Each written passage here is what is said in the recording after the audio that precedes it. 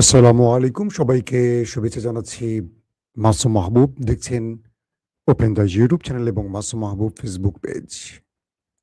বেশ কিছু গুরুত্বপূর্ণ খবর রয়েছে বিকেলের লাইভ সেশনে। দর্শক, আজ ২৫ এপ্রিল বিকেলবেলা আমি এই লাইভটিতে আপনাদের সাথে আসছি বাংলাদেশ সময়। চীন ইরানে থাকা তার নাগরিকদের ২য় দফা সতর্ক করেছে এবং বলা হচ্ছে যে সেকেন্ড ইমার্জেন্সি ঘোষণা করে তার জনগণকে দেশ থেকে চলে যেতে বলেছে। তার মানে ধারণা করা হচ্ছে খুব শীঘ্রই ইরানে হামলা হওয়ার আশঙ্কা রয়েছে। পাশাপাশি একের পর এক কার্গো এবং যুদ্ধ বিমান আরবে নামছে। পাশাপাশি ২৫টির মতো রিফুয়েলিং ট্যাঙ্কার ইসরায়েলের বেন গরিয়ান বিমানবন্দরে নেমেছে। আরও রয়েছে আকাশ প্রতিরক্ষা সিস্টেম এবং যুদ্ধ বিমান। পাশাপাশি ইরানের পররাষ্ট্রমন্ত্রী আব্বাস আরাকচি পাকিস্তানে পৌঁছেছেন। পাকিস্তানের পররাষ্ট্রমন্ত্রীর সাথে গুরুত্বপূর্ণ বৈঠক করেছেন। অন্যদিকে আজ শনিবার আমেরিকা থেকে উড়ে আসছেন ডোনাল্ড ট্রাম্পের প্রতিনিধি জারাড কুশনার এবং অন্যতম আরেকজন স্টিভ উইটকফ। বলা হচ্ছে হয়তো এই সফরে মার্কিন ভাইস প্রেসিডেন্ট জিডি ভেন্সও থাকতে পারেন। একদিকে ইরান আক্রমণে প্রস্তুত, অন্যদিকে ইরানের সাথে আলোচনায় প্রস্তুত আমেরিকা। দুটো পথ খোলা রেখে কি করতে চায় আমেরিকা? ইরান বলছে আমরা শত্রুকে উচিত জবাব দেওয়ার জন্য প্রস্তুত আছি। শত্রু যেটা চাইবে সেটাই হবে। প্রিয় দর্শক, আজকে অনেকগুলো খবর দেব। আমি শিরোনাম হয়তো ২-৩টা বলেছি, কিন্তু অনেকগুলো খবর আমাদের হাতে আছে। আশা করি পুরো ভিডিওতে আমাদের সঙ্গে থাকলে সবগুলো খবর পাবেন একসাথে। আসেন আমি একটা একটা করে আপনাদের খবর দেওয়ার চেষ্টা করছি। একটা ভালো খবর আছে যে ইরানের পক্ষ থেকে জানানো হয়েছে যে ইরানের যারা মিত্র রয়েছে হরমুজ প্রণালীতে তাদের কোনো টোল দিতে হবে না, তাদের টোল ফ্রি হয়ে যাবে।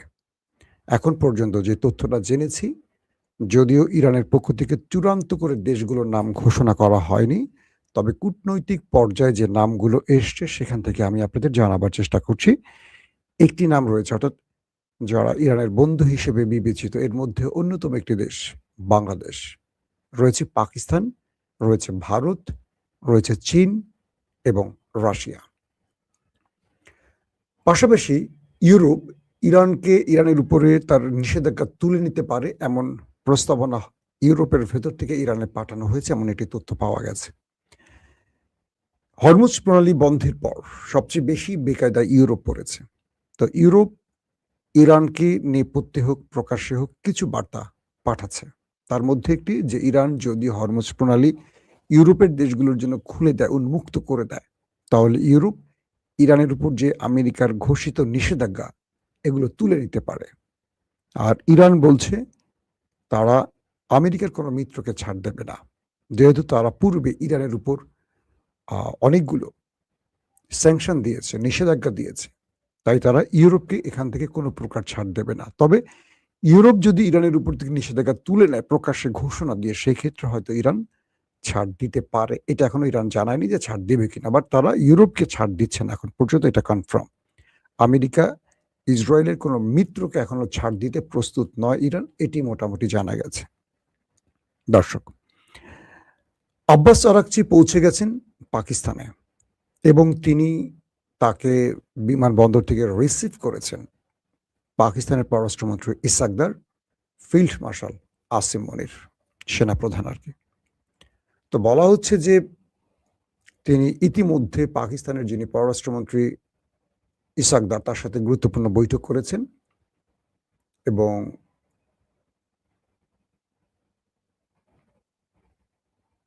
একজন লিখেছেন গুপ্ত রাজাকারদের নিয়ে কথা বললে আপনার ভিডিও দেখা বাদ দিয়ে দেব। জি ভাই, আপনি এখনই আমার ভিডিও থেকে চলে যেতে পারেন নির্দ্বিধায়, আমার একটু আফসোস নাই।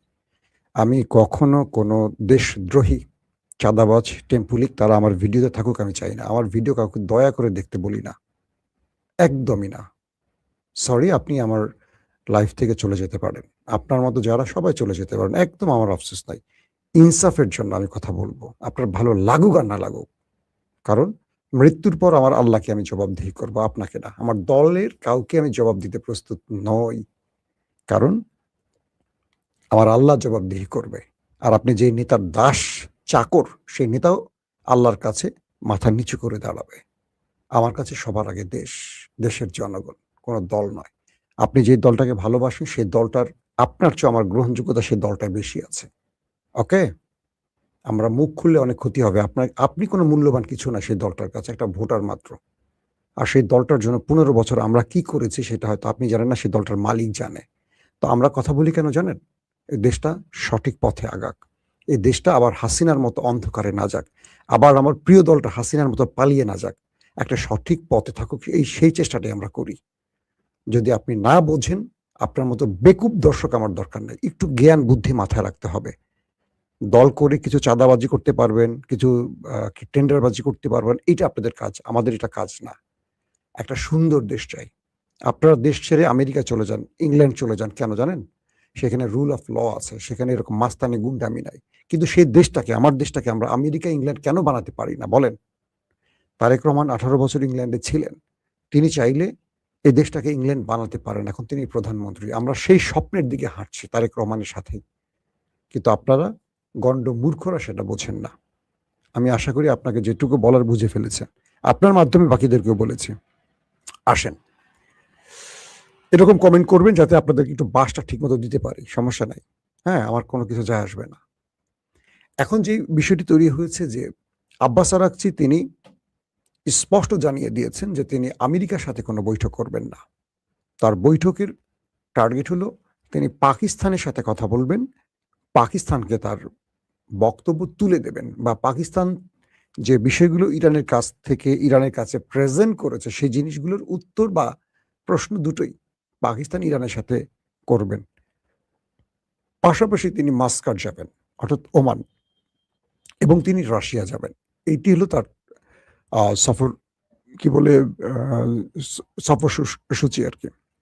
কিন্তু এরই মধ্যে বলা হচ্ছে, মার্কিন যুক্তরাষ্ট্রের পক্ষ থেকে বলা হয়েছে দুজন ব্যক্তি প্রথমে, জারেড কুশনার এবং স্টিভ উইটকফ, ইসরায়েলি মিত্র বা ইসরায়েলি আদর্শপুষ্ট দুজন আসবেন। সেকেন্ডারি সম্ভব হলে জেডি ভেন্স আসবেন। ডোনাল্ড ট্রাম্প আজকে স্পষ্ট করে একটি বক্তব্য দিয়েছেন। তিনি বলেছেন ইরানের কাছে আমাদের প্রস্তাবনাগুলো দেয়া হয়েছে, ইরান যদি এই প্রস্তাবনাগুলো বিবেচনা করে তাহলে যুদ্ধটা বন্ধ হতে পারে। তার মানে ইরানের উপর ডিপেন্ড করছে সবকিছু, সেটা ডোনাল্ড ট্রাম্প স্পষ্ট করে বুঝিয়ে দিয়েছেন। ইরানের হাতে এখন শেষ গতিটা বলা হচ্ছে। তারপরের গুরুত্বপূর্ণ খবরটি কি? আমি আজকে সকালেও বলেছি, কাল রাতেও বলেছি, চীন তার জনগণকে ইরান ছাড়ার নির্দেশনা পাঠিয়েছে এবং কালকের পর আজকে আবার সেকেন্ড ইমার্জেন্সি জানিয়েছে। মানে চীনের জনগণকে, ইরানে যারা আছেন তাদেরকে বলেছেন দ্রুত ইরান ছেড়ে আসতে। আমার যদ্দূর মনে আছে 28 তারিখে যখন ইরানের উপর হামলা হয় দেশ দুটোর পক্ষ থেকে, তখন চীন এইভাবে তার জনগণকে সতর্ক করে ইরান ছাড়তে বলেছিল এবং পরের দিনই আমরা দেখলাম কয়েক ঘন্টার মধ্যে ইরানে হামলা হয়েছে। তো চীনের এই বার্তাটির মাধ্যমে এইটুকু বোঝা যাচ্ছে যে ইরানে হয়তো বড় হামলা হতে যাচ্ছে। পাশাপাশি চীন ইরানকে তার গোয়েন্দা তথ্য পৌঁছে দিয়েছে কখন ইরানে হামলা করতে পারে, কি কি হতে পারে। এই বিষয়ে চীন ইরানকে সকল তথ্য জানিয়েছে। এই বিষয়টিও নিশ্চিত হওয়া গেছে। পাশাপাশি কোনো একটি দেশ যখন হামলা করে কোনো দেশের উপর, তখন সেই দেশটিতে থাকা সকল নাগরিকদের সরিয়ে নেওয়ার জন্য সেই দেশটির মূল জায়গা পররাষ্ট্র দফতরে তথ্যটি জানানো হয়। ধরেন ইসরায়েল আমেরিকা ইরানে হামলা করবে, তো কি করবে ওরা? প্রথমে এই তথ্যগুলো জানিয়ে দেবে প্রত্যেকটা দেশের পররাষ্ট্র দফতরে। সেই পররাষ্ট্র দফতর দ্রুত তার জনগণকে সরিয়ে নেওয়ার জন্য কাজ শুরু করে দেয়। তার মানে এই হামলাটি ইরান জানবে যেমন, তেমনি অন্যান্য দেশও জানবে, যাতে ইরানে থাকা অন্যান্য দেশের জনগণ ক্ষতিগ্রস্ত না হয়। এই জন্য চীনের এই সেকেন্ড ইমার্জেন্সি ঘোষণার কারণে যুদ্ধ পরিস্থিতি বা যুদ্ধের আশঙ্কা আরো বেড়ে গেল। ইতিমধ্যে কয়েকটি সূত্রের বরাতে কিছু ভিডিও এবং সংবাদ আমাদের চোখে পড়ছে। সেটা হলো আরব দেশগুলোতে একের পর এক কয়েক ডজন রিফুয়েলিং ট্যাঙ্কার বিমান, কিছু জেট যুদ্ধ বিমান প্রবেশ করেছে এবং তাদের আনাগোনা বেড়েছে। প্রচুর আরবে মার্কিন ইকুইপমেন্ট ঢুকছে, একটার পর একটা ঢুকছে, এবং বলা হচ্ছে যে ইরানের সাথে যুদ্ধের প্রস্তুতি নিয়ে আমেরিকা এবার আরবের মধ্যে তাদের রসদ বাড়াচ্ছে, বিভিন্ন যুদ্ধ বিমান বাড়াচ্ছে, ড্রোন বাড়াচ্ছে, বিভিন্ন গোলা বারুদ যা যা লাগে, মিসাইল, একটার পর একটা কার্গো বিমান এখন আরবে নামছে। তার মানে এগুলোতে করে আমেরিকা তার সকল রসদ নিয়ে আরবে নামছে ইরানের বিরুদ্ধে লড়াই করতে। এই বিষয়টিও স্পষ্ট হয়ে গেছে। পাশাপাশি ইসরায়েলের যে বিমানবন্দর বেন গরিয়ান, সেই বেন গরিয়ানে 25টি রিফুয়েলিং ট্যাঙ্কার দেখা গেছে। 25টি, ক্যান ইউ ইমাজিন, চিন্তা করতে পারেন? রিফুয়েলিং ট্যাঙ্কারের কাজটা কি জানেন তো? রিফুয়েলিং ট্যাঙ্কারের কাজটা হলো আকাশে যে যুদ্ধ বিমানগুলো লড়াই করতে আসে, যুদ্ধ করতে আসে দূর থেকে, এগুলোকে আর মাটিতে নামতে হয় না, আকাশে এগুলোকে তেল দেয়া হয়। আরেকটা বিমান আকাশে উড়ে থাকে, দুটো বিমান এভাবে উড়ে থাকে, একটা পাইপ সিস্টেমে সেটার পেছন থেকে একটা তেলের পথ থাকে, সেখান থেকে তেল দেয়া হয়, আকাশেই তেল ট্রান্সফার করা হয়। তো রিফুয়েলিং ট্যাঙ্কারের কাজ হলো এগুলোর ভর্তি তেল থাকে, এগুলো আকাশে ভাসমান যুদ্ধ বিমানগুলোকে তেল দিয়ে থাকে। তো বলা হচ্ছে 25টি রিফুয়েলিং ট্যাঙ্কার ইতিমধ্যে ইসরায়েলে প্রবেশ করেছে, সঙ্গে আরো বেশ কিছু কার্গো বিমানও প্রবেশ করেছে, অর্থাৎ কার্গো বিমানে করে হয়তোবা সামরিক অস্ত্র এসছে ইসরায়েলে। দর্শক, কয়েকটি সূত্রের দাবি এই যুদ্ধে আমেরিকা জড়াতে নাও পারে, এই যুদ্ধে মূলত আমেরিকা ইসরায়েলকে সহযোগিতা করতে পারে এমন একটি সম্ভাবনা আছে। অর্থাৎ লড়াইটা ইসরায়েল শুরু করবে, আমেরিকার নেপথ্যে সব রকম সহযোগিতা করবে ইসরায়েলকে রক্ষায় বা অস্ত্র দিয়ে, এটাও হতে পারে। কারণ আমেরিকার উপর ব্যাপক চাপ আছে যেন ইরানের সাথে যুদ্ধে না জড়ায়। যদি ইসরায়েল এই যুদ্ধে জড়ায়, ইরান তার বক্তব্যে স্পষ্ট করেছে যদি এই লড়াইতে শুধু ইসরায়েল ইরানে আক্রমণ করে, তারপরও ইরান গালফ কান্ট্রি এবং আমেরিকাকে টার্গেট করবে। আবার বলছি, যদি এই যুদ্ধে আমেরিকা নিজে না জড়ায় বা গালফ কান্ট্রি না জড়ায়, শুধু ইসরায়েল অ্যাটাক করে ওদের সহযোগিতা নিয়ে, তারপরও ইরান ওই গালফ কান্ট্রি মানে আরব দেশগুলোকে এবং আমেরিকাকে টার্গেট করার ঘোষণা দিয়েছে, মানে হিট করার ঘোষণা দিয়েছে। তার মানে আমেরিকার এই যুদ্ধে নিস্তার নাই, তাকে এখান থেকে ভাগতে হবে, যে কোনোভাবে ভাগতে হবে। 2 নম্বর, আমেরিকা ইসরায়েল যদি হিট করে ইরানের ভেতরে, তাহলে গালফ কান্ট্রিকে এবার উড়িয়ে দেবে। ইরান বলছে যে আমি পূর্বে যে কাজটি করেছি গালফ কান্ট্রির মার্কিন স্বার্থ সংশ্লিষ্ট বিষয়গুলোতে হিট করেছি, এবার আরবের কিচ্ছু রাখবো না, আরবের কিছু রাখবো না, কারণ আমেরিকা আরব থেকে যুদ্ধের প্রস্তুতি নিচ্ছে। সো এবার আরবদের আর করুণা করা হবে না, আরবদেরকে উচিত শিক্ষা দেয়া হবে, যেটা আরব কল্পনা করতে পারে না। ইরানের এই হুমকির পর আরবের কাপড় টাপড় মোটামুটি ভিজে গেছে, কারণ অনেক আরব দেশ যুদ্ধটা চাচ্ছে না, তারা আমেরিকার উপর ব্যাপক চাপ সৃষ্টি করছে। এখন পর্যন্ত আরবের দেশগুলো আমেরিকাকে চাপ অব্যাহত রেখেছে যে তুমি এই যুদ্ধ বন্ধ করো, তোমার এই যুদ্ধের জন্য আমাদের সাজানো গোছানো আরব ধ্বংস হয়ে যাচ্ছে। এখন পর্যন্ত ট্রাম্প যুদ্ধটা লেন্দি করছে বা দেরি করছে আরবের চাপের কারণে, এটা মনে রাখবেন। পাশাপাশি যে বিষয়গুলো আরো আসছে, যে আমেরিকার অবরোধ মোটামুটি ব্যর্থ হয়ে গেছে। আমেরিকা যখন ওমান সাগরে বসে ইরানের বিরুদ্ধে অবরোধ তৈরি করেছে, তাদের নাকের ডগা দিয়ে ইরান একটার পর একটা তেল এবং গ্যাসের ট্যাঙ্কার পরিবহন করছে। অর্থাৎ প্রতিটি গণমাধ্যমে এখন আসছে যে আমেরিকা ইরানের কাছে ব্যর্থ হয়ে গেছে, তার এই অবরোধ কোনো কাজে আসেনি, যে অবরোধের জন্য কয়েক ডজন ওয়ারশিপ নিয়ে সাগরে বসে আছে বিশাল বাজেট খরচ করে, কিন্তু ইরানকে আটকাতে পারেনি। ইরান তার কাজ চালিয়ে যাচ্ছে আমেরিকার চোখের সামনে দিয়ে। দর্শক, আমেরিকার তৃতীয় যে এয়ারক্রাফট ক্যারিয়ার এটি মধ্যপ্রাচ্যে ঢুকে গেছে। আমি আপনাদেরকে সকালেও বলেছিলাম যে আমেরিকার মোট 8টি এয়ারক্রাফট আছে, 8টি এয়ারক্রাফট ক্যারিয়ার ইতিমধ্যে যুদ্ধের প্রস্তুতি নিয়েছে। 3টি মধ্যপ্রাচ্যে ঢুকেছে, বাকিগুলো নিকট দূরে অপেক্ষায় আছে। যদি আমেরিকা কোনো কারণে ব্যর্থ হয়, সেক্ষেত্রে সেগুলো বাকিগুলো সাপোর্ট দেবে আমেরিকাকে। এর মধ্যে যে তিনটি এগিয়ে আসছে, একটি হলো আব্রাহাম লিঙ্কন, একটি হলো জেরার্ড আর ফোর্ড, আর একটি হলো জর্জ ডব্লিউ বুশ।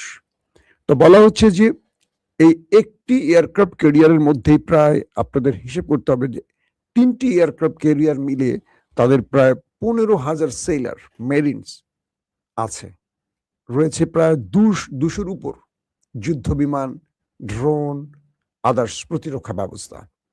এক একটা এয়ারক্রাফট ক্যারিয়ার প্রায় ছোট একটা দেশের মতো ব্যাপক ব্যয় বহন করতে হয় একটা এয়ারক্রাফটের জন্য একটা দেশকে। তো 15,000 সেলার মেরিনস তারা এখন ইরানের বিরুদ্ধে রণতরী থেকে এয়ারক্রাফট ক্যারিয়ার থেকে লড়াই করবে এবং এক একটার মধ্যে প্রায় 200 বা আরো বেশি যুদ্ধ বিমান আছে।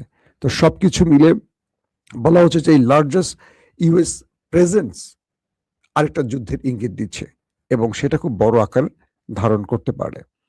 এবং ইরান বলছে যে আমরা আমেরিকা ইসরায়েলের মোমেন্ট দেখেই আমাদের সিদ্ধান্ত ঠিক করব। আমরা সব ক্ষেত্রে প্রস্তুত আছি।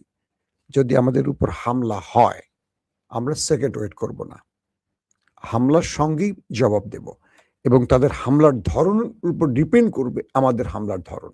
অর্থাৎ তারা যেই জায়গাগুলোতে টার্গেট করবে সেম টার্গেটগুলোতে আমরাও করব এবং তাদেরকে আমরা সেই শিক্ষাটা দেব তারা যেন আর তৃতীয়বার ভুল না করে। তারা যদি দ্বিতীয় ভুলে আসে এরপর তাদের জন্য তৃতীয় ভুলের সুযোগ আমরা আর দেব না।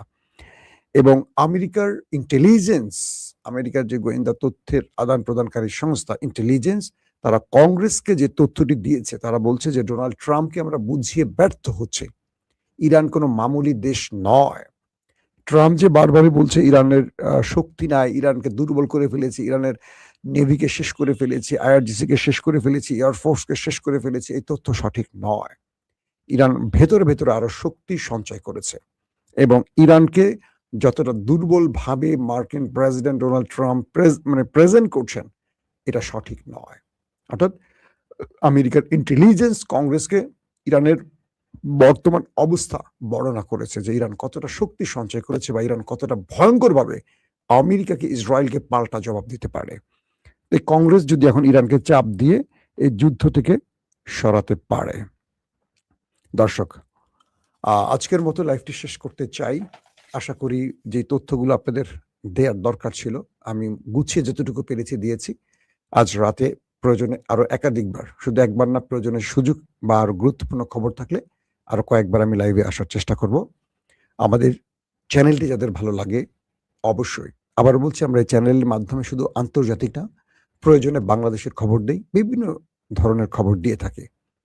তো আপনারা আমাদের চ্যানেলটি সাবস্ক্রাইব করে রাখতে পারেন যাদের ভালো লাগে। যারা ফেসবুকে দেখছেন, ওপেন মাসুম মাহবুব যেটা ফেসবুক, তারা লাইক এবং ফলো করে আমাদের সঙ্গেই থাকতে পারে। আজকের মতো বিদায় নিচ্ছি। প্রত্যেকে ভালো থাকবেন। আল্লাহ হাফেজ।